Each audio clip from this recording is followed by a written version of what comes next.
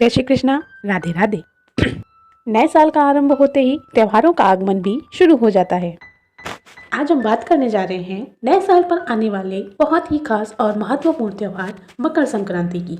इस वीडियो में हम जानेंगे मकर संक्रांति का पर्व क्यों मनाया जाता है और भारत के अलग अलग राज्यों में इस पर्व को क्या क्या नाम से पुकारा जाता है। आइए जानते हैं।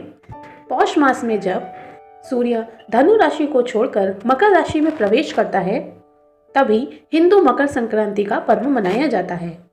संक्रांत के दिन से ही सूर्य की उत्तरायण गति होती है। इसी कारण से इस त्योहार को कहीं कहीं पर उत्तरायणी भी कहा जाता है।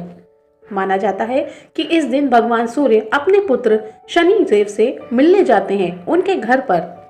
चूंकि शनि देव मकर राशि के स्वामी हैं, इसीलिए इस त्योहार को मकर संक्रांति के नाम से जाना जाता है। इस दिन जप, तप और दान ऐसे धार्मिक क्रियाकलापों का बहुत अधिक महत्व होता है। ऐसा कहा जाता है कि इस दिन किया गया दान करने वाले व्यक्ति को 100 गुना बढ़कर फल के रूप में प्राप्त होता है। इस दिन तिल और गुड़ का दान करना अति शुभ माना गया है। आइए अब जानते हैं मकर संक्रांति को भारत के अलग अलग राज्यों में किन किन नामों से और किन किन रूपों में मनाया जाता है। बात करते हैं उत्तर प्रदेश की, तो इस दिन भगवान सूर्य की पूजा की जाती है और सुहागिन लड़कियों के घर उनके माता पिता खिचड़ी का सारा सामान जैसे दाल, चावल, तेल, घी, सब्जी, नमक, हल्दी और सुहागन का सारा सामान अपनी बेटी को देते हैं। इस दिन खिचड़ी पकाना, खाना और दान करना तीनों ही शुभ माने जाते हैं। बात करते हैं पश्चिम बंगाल की, तो इस दिन पश्चिम बंगाल में गंगा सागर में हुगली नदी पर मेले का आयोजन होता है। वहीं असम में भोगली बिहू के नाम से इस पर्व को मनाया जाता है।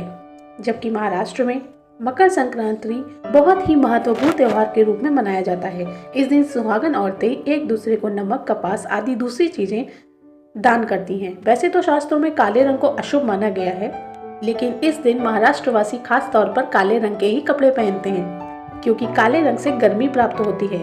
इस दिन महाराष्ट्र में तिल गुड़ से बने हुए लड्डू और मीठे पकवान रिश्तेदारों तथा आपसीदारों में बांटे जाते हैं।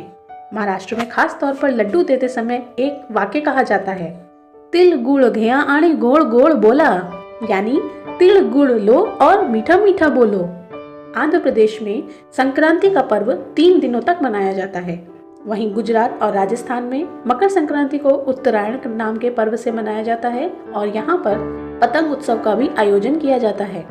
सभी परिवार के और दोस्त लोग मिलकर पतंग उड़ाते हैं, इस आयोजन का आनंद उठाते हैं और साथ ही साथ भोजन भी करते हैं। तमिलनाडु में यह पर्व किसानों के मुख्य पर्व पोंगल के नाम से मनाया जाता है।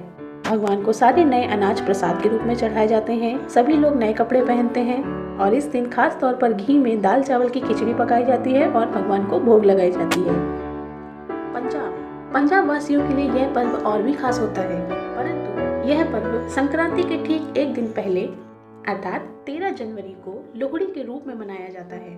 वहाँ धूमधाम के साथ समारोह का आयोजन होता है। यहाँ अग्नि जलाकर उस पर नए अनाज की पार चढ़ाई जाती है और सभी लोग उसके फेरे लेकर भगवान को नमस्कार करके नाच गाना करते हैं। पंजाब में इस दिन शादी के प्रस्ताव भी भेजे जाते हैं। साथ ही साथ इस दिन नए अनाज को भी बोया जाता है।